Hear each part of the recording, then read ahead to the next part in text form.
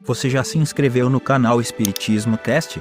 Não esqueça de ativar o sininho e todas as notificações. Assim te informaremos quando houver novos vídeos. E ajude a manter este trabalho voluntário, clicando em Seja Membro.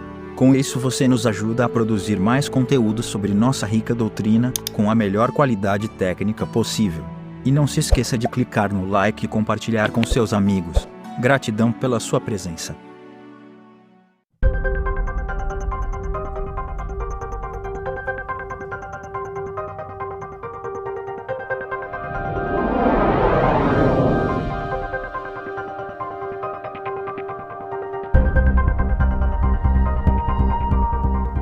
Olá meus amigos, minhas amigas, como é que vocês estão? Sejam bem-vindos a mais um episódio onde estudamos o livro Perispírito do professor Zalmiro Zimmermann. Hoje nós vamos começar, não sei se vai dar para fazer tudo, porque é um capítulo muito extenso, capítulo 9, que fala sobre perispírito e evolução. Então, sem demora, como é o propósito aqui do canal, vamos estudar. A evolução constitui tema que interessa a todos os campos do conhecimento, impondo-se para uma sua melhor compreensão, à luz do Espiritismo, uma imersão, mesmo que rápida, na história das investigações que a seu respeito têm se desenvolvido. A teoria que explica o mecanismo pelo qual se verifica a evolução surgiu, na ciência, das comparações entre as diversas espécies de seres vivos, feitas, de início, com o objetivo de classificá-las, o que levou, depois, à descoberta da semelhança, C maiúsculo a S entre as diferentes estruturas dos animais, possibilitando, com o progresso da anatomia comparada, o estabelecimento de um modelo teórico geral para cada grupo de animais ou plantas, com as características fundamentais que todas as espécies do grupo compartilham. Então, se a gente está falando, o Zezinho hoje já começou bem, ele não sabe ler quando separa, quando separa a palavra, enfim. Mas a gente vai dar uma olhadinha no que tem a ver o perispírito e a evolução, com como vem acontecendo a evolução e a nossa compreensão sobre essa evolução. Mas, desde a antiguidade, no Oriente e na Grécia, muitos doutrinadores e filósofos tinham noção às vezes muito avançada da evolução dos seres vivos. Aliás, a concepção dialética do mundo, que se originou na filosofia grega, e que via os objetos e os seres em contínua transformação, pressupunha a ideia de que as espécies não poderiam ser imutáveis. Famoso é o conceito de Heráclito de Éfeso, 550-480 AC, cujo sistema previa que, na natureza, tudo se transforma, o universo é uma eterna transformação, onde os contrários se equilibram, tudo flui e nada permanece como é, contrariamente à posição de Parmênides de Eleia, 515 AC, para quem os seres e as coisas seriam imutáveis e como defenderiam, mais tarde, os teóricos do fechismo, cujos conceitos, reforçados pelos critérios teológicos e antievolucionistas, projetar-se-iam até os albores do século XIX, margeando as construções já magnificamente tecidas por filósofos e pensadores orientais e ocidentais. E o fato surpreendente é que naturalistas de nomeada tenham chegado a defender a tese da imutabilidade fichista, oriunda, aliás, da doutrina de Aristóteles, quando não embalados pela visão essencialista, que admitia existir na essência de cada ser um mapa definido de potencialidades, cujo desdobramento marcaria o seu progresso, conforme consentido por essas potencialidades, sem possibilidade de mudança, ou seja, sem qualquer evolução efetiva. A gente percebe que a ciência, sempre é feita de teorias que vão sendo confrontadas e desfeitas muitas vezes, como a teoria do fixismo, o fichismo, sei lá como é que se fala isso, mas acho que é fixismo, que o ser humano não evoluía, nenhuma espécie evoluía, e a teoria da evolução das espécies de Darwin, mais recentemente, que diz exatamente o contrário disso. Mas vamos continuar o estudo aqui. Na história do evolucionismo, primeiro nome em importância, ao tempo em que ainda não havia separação entre ciência e filosofia, é o de Gottfried Wilhelm Leibniz, 1646-1717, cujas ideias foram das mais importantes para a compreensão da natureza como um todo. 2. Na filosofia de Leibniz Monadologie, 1712, dois conceitos, principalmente, repercutiram na construção da biologia evolutiva. O conceito de continuidade e gradualismo. A natureza não dá saltos, tudo avança gradual e continuamente. E o conceito de que em tudo há uma orientação para o progresso, para a perfeição.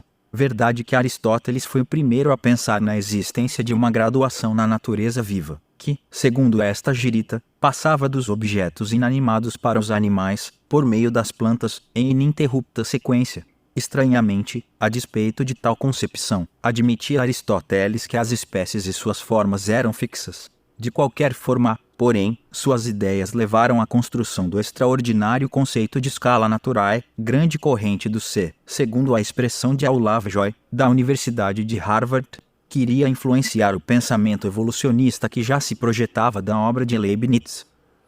Leibniz. Os conceitos plantados por Leibniz certamente contribuíram para novos avanços, ainda que só no fim do século XVIII é que tenham começado a surgir as teses, cujos fundamentos foram aceitos como biologicamente consistentes pela comunidade científica de então.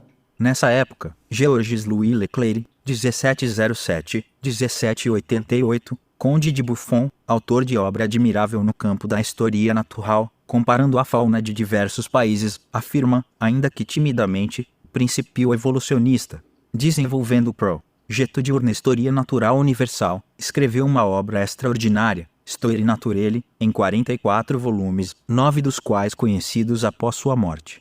Embora pendendo, na verdade, mais para o criacionismo, admitia que, por obra do Criador, o primeiro par de cada espécie surgira plenamente formado, não deixava de aceitar a possibilidade de uma descendência comum, aparecendo, aliás, ao que parece, como o primeiro autor a fixar tal conceito. Tal posição é explicável pelo fato de que Buffon passou a familiarizar-se com as ideias de Leibniz, depois de já ter escrito alguns volumes de sua obra. De qualquer forma, teve o mérito de trazer a ideia da evolução ao campo de pesquisas. Dele teria Kant, provavelmente, tirado a hipótese contida na sua Crítica do Juízo, 1790, de um parentesco real das formas vivas e de sua deriva C cedilha maiúsculo O de uma mãe comum, além de um desenvolvimento contínuo da natureza, desde a primitiva nebulosidade até os homens. Lamarck Jean-Baptiste Pierre-Antoine de Monet, Chevalier de Lamarck, 1744-1829, seu discípulo e inventor da palavra biologia, confirmou os princípios esboçados por Buffon naquilo que diziam com o evolucionismo. Ligava-se profundamente às ideias de Descartes, Newton, Leibniz e Buffon, estabelecendo, na sua Philosophie zoologique, 1809, a primeira teoria científica do transformismo biológico. A gente começa a ver, e eu tô me divertindo aqui com as leituras do Zezinho, uma hora ele lê um francês perfeito, outra hora ele fala tudo esquisito, mas enfim. A gente percebe como que a ciência dá passos, recua, vai e vem, uma teoria se mantém de pé até que outra vem, ou complementa, ou contradiz, ou complementa em partes e contradiz em outras, enfim. É assim que a gente, por isso que tem grande valor a ciência, porque é um conhecimento acumulado pelas centenas de anos, né? E pelos milênios também, que a gente vai sempre, a humanidade sempre parte de um conhecimento já adquirido, não começa do zero. Então, por isso que a gente vai evoluindo, e aqui está sendo uma breve explicação sobre como esta teoria da evolução das espécies, né, nasceu e até onde vai chegar. Lamarck atribuiu importância primordial ao meio e à adaptação dos animais a ele. Todavia, seu mérito maior foi suscitar debates e pesquisas num campo que, até então, era do domínio da filosofia e da religião. Suas ideias não tiveram, de imediato, repercussão maior, apesar de defendidas por alguns notáveis pesquisadores da época, mas as concepções transformistas ressurgiriam com novo ímpeto, quando, em 1858, os conceituados pesquisadores Charles Lyell e Joseph de Rooker apresentaram a Linnean Society of London, Sociedade Linneana de Londres, trabalhos de Charles Robert Darwin e Alfred Russel Wallace, 3 descobridores independentes do princípio da seleção natural, seguindo-se, em 1859, a publicação de Origem das Espécies The Origin of Species, a célebre obra de Darwin, impondo, a atenção geral à sua explicação de que os fatores principais da evolução são a luta pela vida e a seleção natural. Chegamos aí, não sei se você sabe, mas essa teoria da evolução das espécies veio simultaneamente para 2, não 3, que nem o Zezinho está lendo aqui. Mas trabalharam neles Charles Darwin, né? E também Alfred Russel Wallace, separadamente. Então, veja como é interessante, quando é chegada a hora de uma verdade no mundo e que a espiritualidade inspira nós aqui, inspira em muitos lugares, como por exemplo a invenção da aviação, inspirou o Santos Dumont, inspirou os irmãos lá americanos, e que até hoje é uma briga quem é que inventou de verdade, né? E tantos outros que aparecem as mesmas invenções em diversos pontos do mundo. Ou seja, quando é para a gente gente evolui na marra. Se um resolver falhar, o outro já está lá com a teoria na ponta. E foi assim que aconteceu com a teoria da evolução, né? Que é aceita até hoje, é a que todo mundo estuda hoje nas universidades e enfim. Paradigma evolucionista de Charles Darwin, 1809-1882, aceitando como fundamentais a ascendência comum, a gradualidade e a seleção natural, não constitui um todo indivisível, sendo, na verdade, composto por várias teorias, algumas das quais não aceitas por todos os evolucionistas. 5. Em síntese, pode-se dizer que, basicamente, a tese darwiniana versa sobre duas ordens de fatos: a existência de pequenas variações orgânicas que se verificam a intervalos irregulares nos seres vivos, as quais, em parte, pela lei da probabilidade, tornam-se vantajosas para os indivíduos que as apresentam. B. A luta pela vida que se verifica entre os indivíduos vivos, pela tendência de cada espécie a multiplicar-se segundo uma progressão geométrica. Darwin teria buscado em Malthus Sciam Population, 1798 subsídios para esse último pressuposto. Resulta dessas duas ordens de fatos que os indivíduos que apresentam alterações orgânicas vantajosas têm maiores probabilidades de sobrevivência na luta pela vida e, em virtude da hereditariedade, podem mostrar forte tendência a transmitir aos seus descendentes os caracteres acidentais. Escher, a lei da seleção natural, coluna mestra da doutrina darwiniana. Tá dando nó no cérebro da nossa inteligência artificial aqui, que eu carinhosamente chamo de Zezinho. Olha que interessante, dá para entender, né, por que a teoria de Darwin foi muito aceita, justamente porque os indivíduos evoluem e só aqueles que deram certo biologicamente é que se mantêm no mundo, porque vão conseguir se multiplicar, vão conseguir se perpetuar. Nós estamos passando por um processo muito parecido, que é justamente a evolução do coronavírus.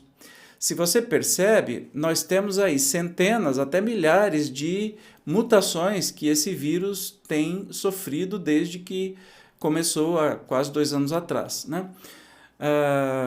O que acontece só vão permanecer as mutações que são mais infecciosas, que se multiplicam mais rapidamente, ou seja, que têm condições de sobrevivência melhor.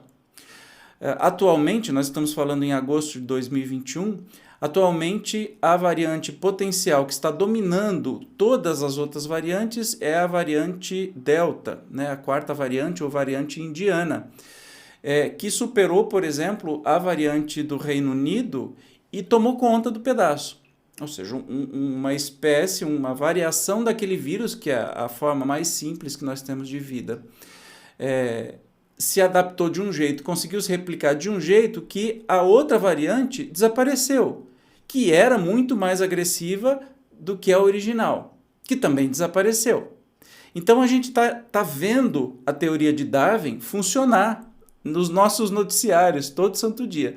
Como é que funciona a evolução das espécies? Então não tem jeito de ser fixo.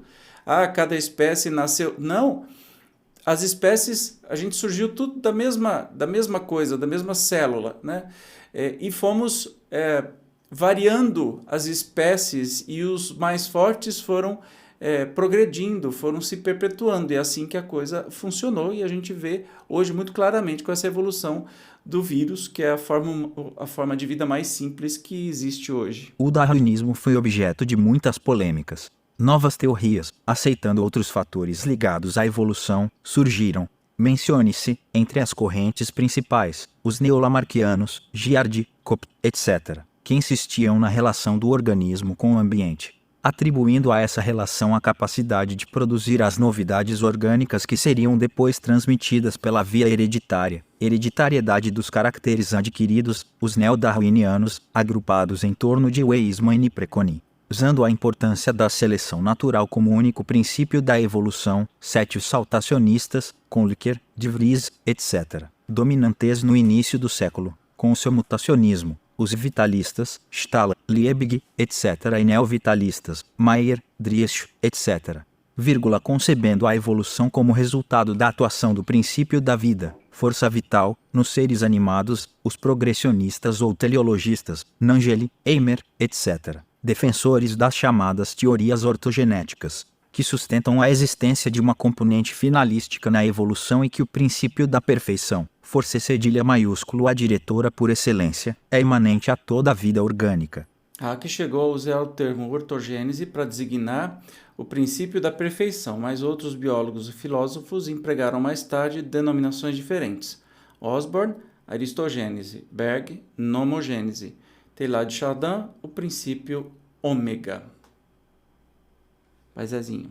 Entre mentes, a evolução passava a ser admitida como matéria fundamental, tanto por pensadores materialistas, como espiritualistas Hegel, Spencer, Ardgot, Haeckel, Wundt, Fourier, etc.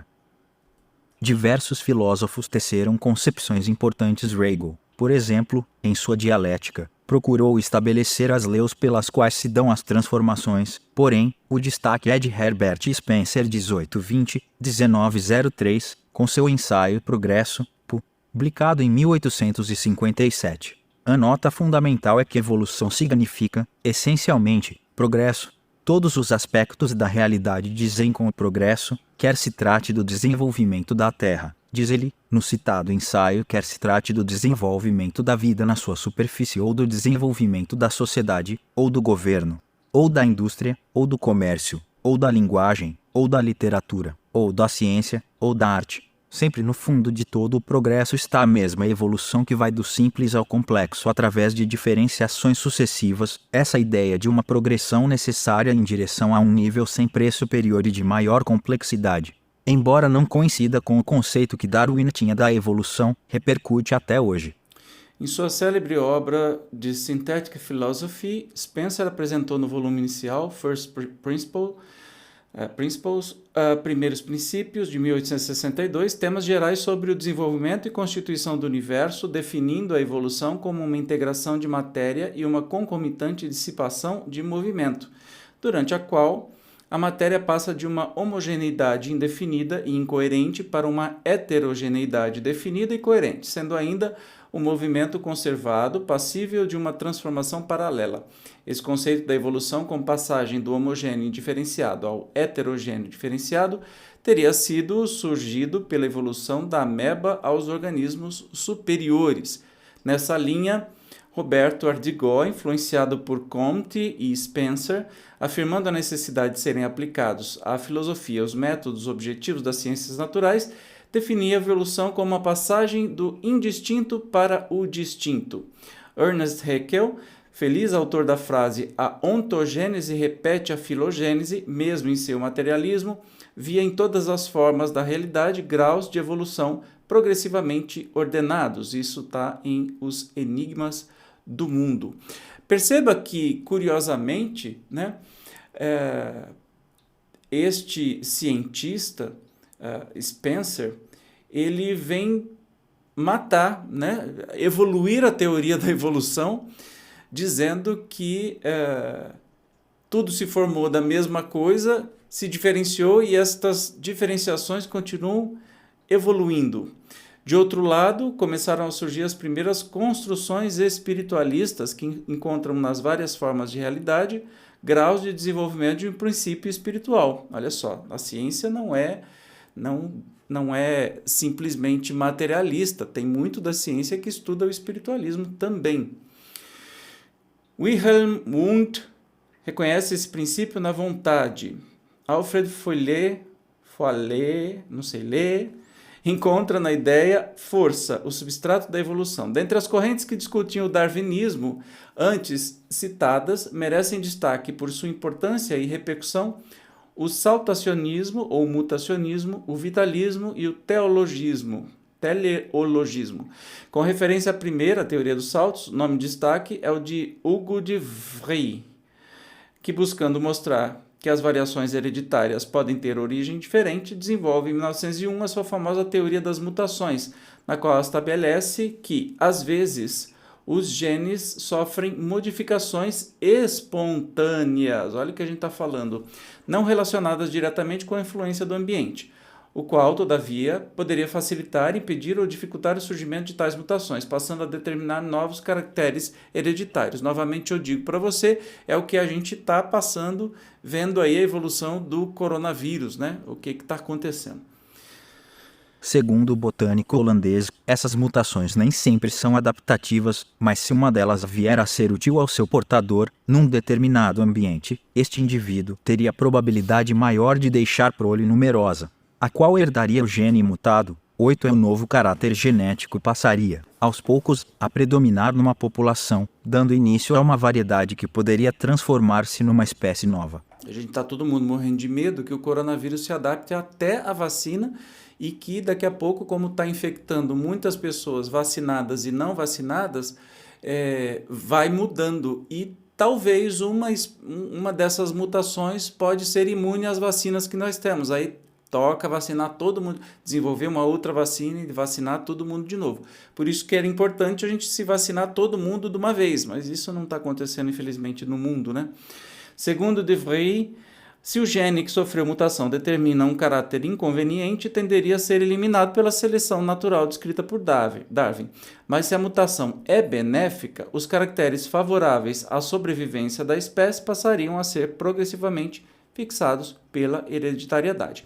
E a frequência do gene corresponde a esta mutação, tenderia a aumentar cada vez mais nas gerações sucessivas, não perdendo, inclusive, suas características por coexistir com seus alelos nos indivíduos híbridos. É perfeita. Experiências que se seguiram aos trabalhos de H. de Vries, como as de Hermann Joseph Müller, por exemplo, que lhe valiam o prêmio Nobel, demonstraram que a frequência das mutações aumentava proporcionalmente com a dose de raio-x empregada.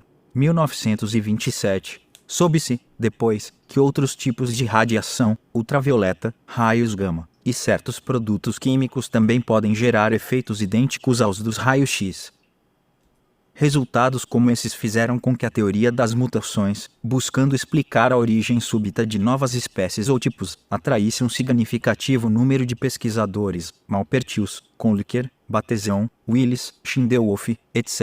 e chegasse a repercutir em nossos dias, embora seja atualmente evidente que, na verdade, são poucos os casos em que se pode encontrar mutações do gene, como hoje admitidas, sendo certo que grande parte delas, segundo o conceito de H. de Vries, são agora tidas como manifestações de rearranjos cromossômicos a envolver aspectos outros. Obviamente, o trabalho de H. de Vries não perde em importância, ao contrário, a mutação continua sendo questão das mais importantes em genética. Exatamente. Vocês percebem que o assunto de hoje está interessante, mas é um pouco mais pesado, né? Mas para a gente entender o que isso tem a ver com o perispírito, vamos continuar seguindo o autor para saber sobre isso. De qualquer forma, entende-se que, certamente, se vários outros fatores responsáveis pela evolução não atuassem, não haveria variação na frequência dos genes através das gerações, pois, conforme matematicamente demonstrado por Hardy e Weinberg, já em 1908, mesmo um gene dominante de alta frequência seria incapaz de eliminar seu antagônico recessivo da população 12. Desse modo, outras fontes conhecidas de variação hereditária podem também ser catalogadas, não deixando a seleção natural, todavia, de desempenhar seu relevante papel. É que o organismo que consegue melhor adaptação ganha em probabilidade de sobrevivência, tem mais força de reprodução, transmitindo à prole seu genótipo e seus descendentes aumentarão, enquanto os outros morreram mais facilmente, em fraque, sendo e diminuindo as demais gerações. De novo, temos o exemplo do coronavírus acontecendo. Mas causas importantes de variação são também a recombinação de genes, que pode gerar um número extraordinário de genótipos diferentes, que genótipos são as características que os indivíduos adquirem, e que, segundo alguns autores, seria a mais importante fonte de variação genética das populações, e é a chamada oscilação genética, que ocorre quando, numa população pequena, uma circunstância qualquer, como por exemplo, a morte de um organismo, pode causar a eliminação do pool genético, lastro genético, da população, certos genes ou conjunto de genes que ele possuía e que assim desaparecerão para sempre. Fator relevante, ainda, é a migração, que possibilita sejam acrescentados ou retirados genes, ou conjunto de genes, existentes numa população, conforme migrem nessa população, ou dela emigrem, deixando, pois, de compor seu genótipo. Além desses fatores de variação, diversos outros elementos merecem ser considerados em matéria de diversificação genética, quer sob aspecto da microevolução a envolver, por exemplo, no quadro de variação das espécies, a influência da ecologia e da geografia na troca de genes entre as populações, quer sob o aspecto da macroevolução, grupos superiores às espécies, gêneros, ordens, etc. E se ainda não se encontram bem esclarecidos, as portas do futuro próximo estão a abrir-se promissoramente e certamente, com o progresso científico, dados decisivos sobre a realidade evolutiva virão à luz, corroborando, inclusive, as formulações espíritas relacionadas com o tema. Veja-se, por exemplo, os trabalhos que agora abrem novas fronteiras e que buscam, através de apurada metodologia, elucidar a questão da própria origem da vida a partir da natureza inanimada, mercê dos respeitáveis esforços de Urey, Bloom e Miller, no Zewa, Burnell, na Inglaterra, Dalville e Desguin, na França, entre outros. Então nós temos aí a ciência e cientistas sempre atentos a buscar explicações, e agora explicações sobre a nossa existência espiritual também, né? Mas vamos continuar. O vitalismo, como já acentuado, projeta-se também como construção das mais respeitáveis entre as teorias evolutivas, enquanto, mesmo hoje, mecanicistas na esteira de Descartes, Thomas Henry Huxley, etc. e darwinistas, Simpson, Mayr, Beable, Watson, Lederberg, etc. admitem que a vida e a própria mente possam ser reduzidas a meras reações físico-químicas complexas. Os vitalistas, embora considerando essas reações necessárias à vida, entendem que são elas regidas por um princípio vital, o que tornaria o ser vivo essencialmente diferente e irredutível ao inanimado. Apesar das objeções opostas pelos mecanicistas e outros, que aderam por contrária ao saber científico, no início do século, quando se chegou, inclusive, a proclamar o próprio declínio do interesse filosófico pelo conceito de evolução, a doutrina vitalista, sob o rótulo de neovitalismo, chega aos nossos dias aureolada pelo respeito. Olha que interessante, né? O vitalismo é esse braço da ciência, né? Essa linha de pesquisa que diz que, ao contrário dos mecanicistas, ou seja, que o corpo funciona por conta própria, os vitalistas dizem que existe um princípio vital que anima esse corpo. O vitalismo, no seu sentido exato, é a doutrina defendida por filósofos e cientistas a partir do século XVIII, não é novo, hein?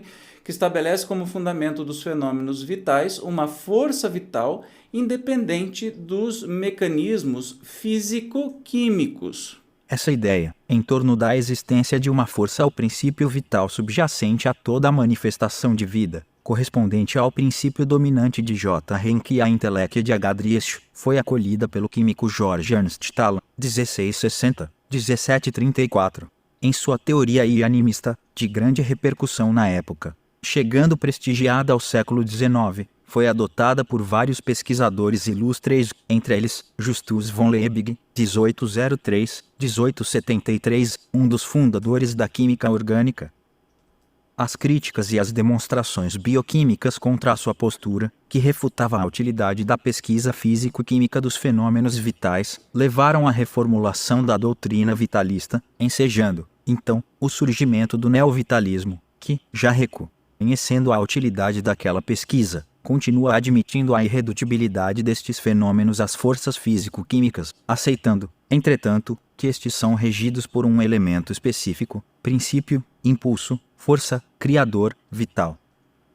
Neovitalistas foram cientistas e filósofos de prestígio como Robert Mayer, von Bunge, Reinfleisch, W. Thompson, Chausius, W. Ostwald, principalmente H. Driesch, que centrou na inteléquia, termo criado por Aristóteles para indicar o ato final ou perfeito, a realização acabada da potência ou seu vitalismo. Hans Driesch, 1867-1941, concebeu a evolução como a atuação do princípio da vida nos seres animados, um fator espiritual, irredutível aos agentes físico-químicos, a alma como fator elementar da natureza. 1903, o vitalismo. 1906. Henry Bergson, que se filiou a essa corrente, deu ao princípio o nome de Elan Vital. Em reação ao materialismo mecanicista, entende Bergson que a matéria tem o espírito como origem longínqua, contrariamente à tese do evolucionismo materialista, para a qual o espírito é apenas matéria evoluída e complexa. A evolução só acontece porque um impulso vital, o elan vital, força criadora, faz surgir formas vivas cada vez mais complexas, porém não segue um plano previamente determinado. Bergson rejeita tanto o finalismo clássico como o mecanicismo. A corrente que se seguiu, derivada do vitalismo, mas denominada teleológica ou finalista, sustentando que a evolução tem uma finalidade. Quenot, Vandel, Leconte de Noé, Dacquet, Naif, atraiu pensadores ilustres como Teilhard de Chardin, cuja obra, refletindo também as elaborações do psicovitalismo do início do século XX, Pauli, Wagner, Francais, com ela guarda clara afinidade. Para Teilhard, que chegou a qualificar sua doutrina como neocristianismo, o universo se ordena em uma única grande série, claramente orientada e ascendente desde um átomo mais simples até os seres vivos elevados. Lindo isso, né? A vida emerge da matéria e, por sua vez, a biosfera, o ecossistema planetário, vê surgir em si a noosfera, ou seja, mundo dos seres conscientes e pensantes, o mundo dos homens. A evolução visa, na realidade, realizar a passagem da matéria ao espírito. Gente, que coisa linda isso! O fenômeno humano aparece como resultado de uma imensa história orientada. A matéria mineral, depois vegetal, depois animal, tomou sucessivamente formas cada vez mais complexas. No curso da evolução das espécies animais, de camada em camada, por saltos gigantes, o sistema nervoso vai se desenvolvendo, se diversificando. Mas o homem atual não é ainda senão um estágio embrionário além do qual já se delineia uma grande margem do ultra-humano. O homem seguirá um processo de hominização.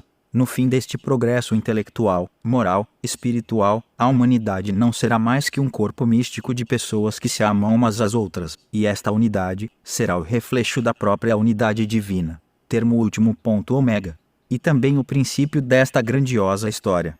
Gente, nós estamos falando de ciência, né? Parece que estamos falando de religião, de filosofia, mas nós estamos falando das teorias científicas. Interessante notar que a doutrina de Teilhard lembra a chamada nova teoria geral dos sistemas, que enfatiza as tradições místicas orientais, especialmente as ligadas ao taoísmo. De fato, o conceito fundamental de Teilhard, denominada lei de complexidade de consciência, enuncia que a evolução se desenrola na direção de uma crescente complexidade, que esse aumento de complexidade é acompanhado por uma correspondente elevação do nível de consciência, culminando na espiritualidade humana. Já a teoria sistêmica, que se concentra no processo de autotransformação e na dinâmica da autotranscendência, inclui, entre as características da evolução, o aumento progressivo de complexidade, coordenação e interdependência, a integração de indivíduos em sistemas de múltiplos níveis e o refinamento contínuo de certas funções e de certos tipos de comportamento. Na visão sistêmica, fruto da contribuição de numerosos cientistas de várias áreas, como os químicos Ilya Prigogine e Manfred Eigen, os biólogos Conrad Waddington e Paul Weiss, o antropólogo Gregory Bateson, além de teóricos de sistema e outros. O processo de evolução não é dominado pelo acaso cego, mas representa um desdobramento de ordem e complexidade que pode ser visto como uma espécie de processo de aprendizagem, envolvendo autonomia e liberdade de escolha. V. Capra, Fritajoff. Ponto de mutação. De complexidade em complexidade chega-se ao Homo. E uma das mais surpreendentes constatações antropológicas refere-se à rapidez com que evoluiu e ao fato de que, atingido o estado de Homo sapiens, não se verificou mais nenhum aumento visível do cérebro. O homem primitivo, há mais de 100.000 anos, chegou a um cérebro pronto e perfeito, que lhe permitiria, através de um inimaginável universo de sinapses, desvendar os mistérios da energia e viajar ao espaço exterior. Realmente, se a gente pensar, a velocidade da nossa evolução é algo assustador, assim, não é muito bem explicado somente pela biologia, né? Desde o primeiro encontro de fósseis hominídeos, antes, até, de conhecido o trabalho de Darwin, particularmente o homem de Neandertal, Homo neanderthalensis, 1856,17, batizado por Haeckel com o nome de Pithecanthropus e cujo crânio foi depois, 1891, encontrado em Java. Homo erectus, não mais parou de crescer o número de achados. As descobertas que se seguiram, da criança de Sterkfontein, Taung, na África do Sul, Australopithecus africanus, e de outros fósseis no sudeste da Ásia, na Etiópia, na Tanzânia, no Quênia, permitem hoje a reconstrução da cadeia que já possibilita vislumbrar a rota evolutiva do espírito, na dimensão hominal, forjando, sob o impulso de um perispírito cada vez mais apurado, a sua instrumentação física. Compreende-se pelo exposto o interesse e o abnegado esforço desenvolvido no tempo por tantos notáveis homens de pensamento preocupados em resolver as desafiadoras e complexas questões ligadas à origem da vida e ao processo de evolução. As inúmeras teorias dão mostra de sua coragem e persistência no desbravamento de novas e auspiciosas fronteiras para o conhecimento. Forçoso convir, todavia, que se trata de matéria muito longe de ser resolvida.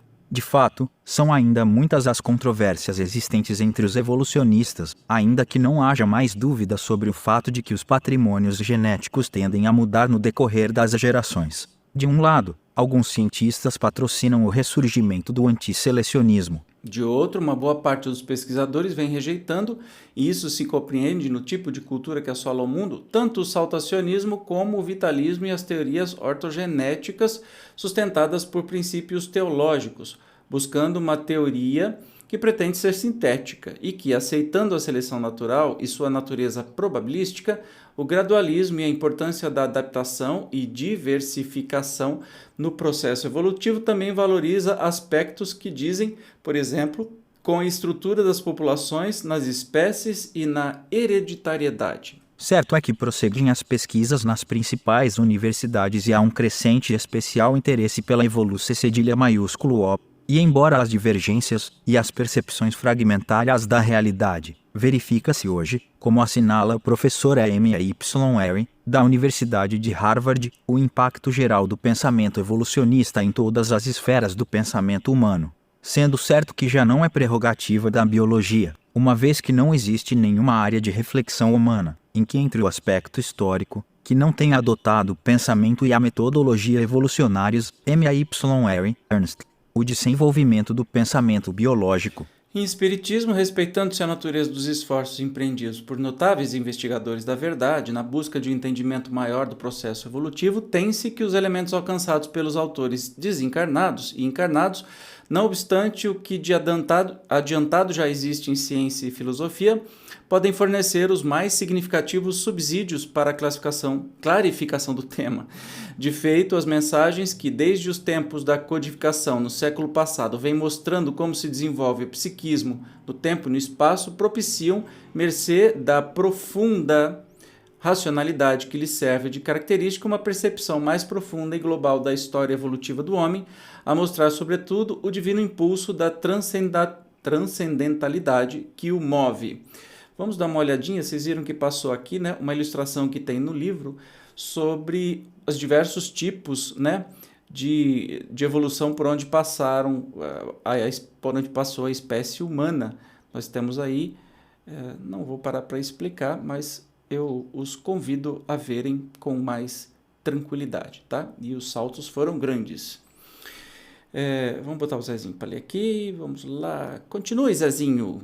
E essas mensagens, preciso é que se fixe, constituem memoráveis ensinamentos forrados de inteira credibilidade científica, porque a revelação dos espíritos, além de tudo, tem como vigas mestras a prova material da imortalidade da ação mediúnica, conjugada com o princípio da universalidade das comunicações espirituais. Realmente, a comunicação dos espíritos através da mediunidade é hoje um fato universalmente notório. O espírito é imortal e se comunica em toda parte e em qualquer tempo, uma vez que a mediunidade é faculdade natural como qualquer outra.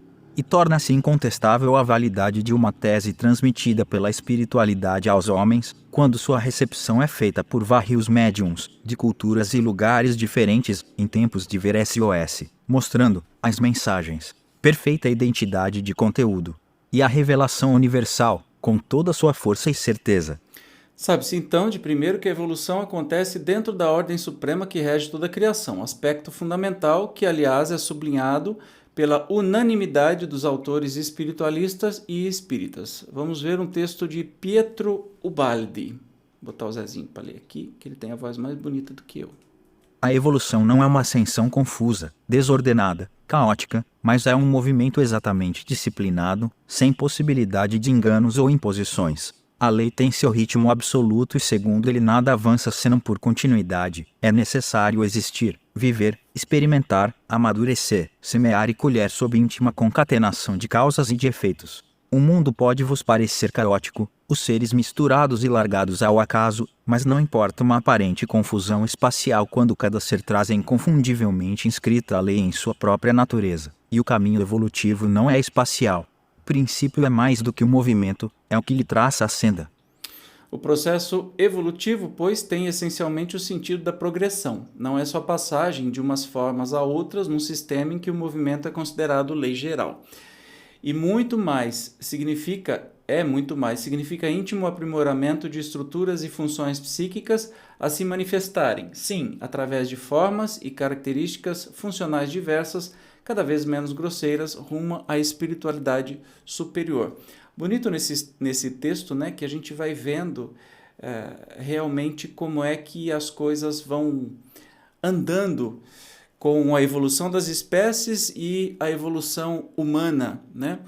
E que a própria ciência vai nos trazendo, a gente já está mergulhando agora no espiritismo, mas e eu vou parar por aqui hoje, porque já está ficando bem extenso, a gente vai continuar a estudar esse capítulo no próximo episódio, porque a gente deu uma olhada como é que a ciência se debruçou sobre o evolucionismo material e até espiritual das espécies, né? E como tem gente trabalhando nisso desde 1800 e bolinha amarela, né? E que é maravilhoso. Eu os convido a participarem novamente no próximo episódio. A gente vai continuar este capítulo, Perispírito e Evolução, agora olhando um pouquinho mais com a ótica baseada na doutrina espírita. Espero que esteja sendo bom para você. Eu te espero, então, no próximo episódio. Até lá. Tchau.